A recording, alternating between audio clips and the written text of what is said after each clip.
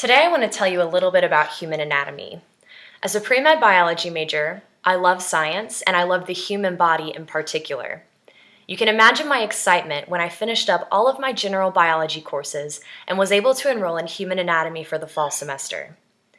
Let me preface everything that I'm about to say by telling you this.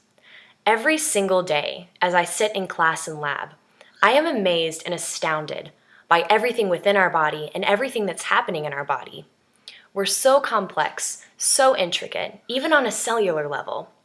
And so today, I want to pick two amazing topics that we covered throughout the semester that I'd like to share with you to give you a taste of how incredible your body really is. Those two things are one, blood components, and two, chief cells in the stomach. So turn to the board with me, I'll draw you some diagrams, and we'll talk a little bit about blood.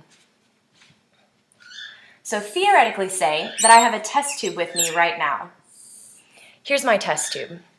Now commonly, in biology and chemistry labs, we work with centrifuge machines, which means that we're able to put test tubes of substances in a small circular machine, and then they're spun in circles rapidly until the particles within the test tubes are forced to separate by weight. So let's say that I took an entire test tube of your blood and put it in a centrifuge. What would it look like after spinning around and being forced to dissolve into layers? Let me show you. So we're going to be looking at three distinct layers. The first layer is a layer of plasma. The second is a small layer called the buffy coat. And the third are your erythrocytes, which we commonly call your blood cells. I'll number the layers right here. Layer 1, 2, 3. So a little bit more in depth. With layer 1 here, you have your plasma. That makes up about 55% of your blood. And to understand what plasma does, picture a swimming pool filled with body rafts and noodles. Now I want you to imagine just the water supporting everything and keeping it all contained. That's your plasma. Your second small layer is called your buffy coat. And although it compromises just under 1% of all your blood cells, it has an incredibly important function because it holds your leukocytes and your platelets, which helps support your immune system and clot your blood if you're cut open.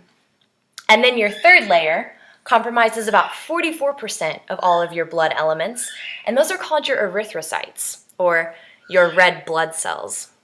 They're delivering oxygen to all of your cells and then bringing the carbon dioxide back to be expelled from your body.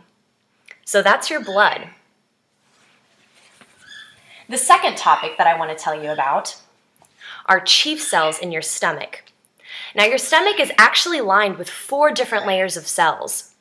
But within one of those layers, you have these special cells called chief cells. And they secrete a special enzyme called inactive pepsinogen. Now, pepsinogen functions in the body to break down your proteins. So let's say in my stomach I've just chewed up a piece of chicken, and my body needs to figure out how to break down those proteins into amino acids. So my cells are going to secrete inactive pepsinogen, which once it hits my stomach cavity, say this is my stomach cavity, will become active pepsinogen. But here on the sides, it's inactive. So why in one structure of my stomach would I have both inactive and active cells? Well, it's because when those cells become active, they're going to destroy any protein that's around them.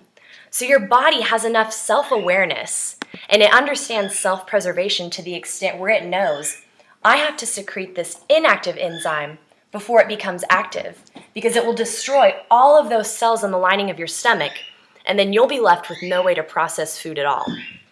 Isn't your body amazing? So those are 2 things that I wanted to share with you today.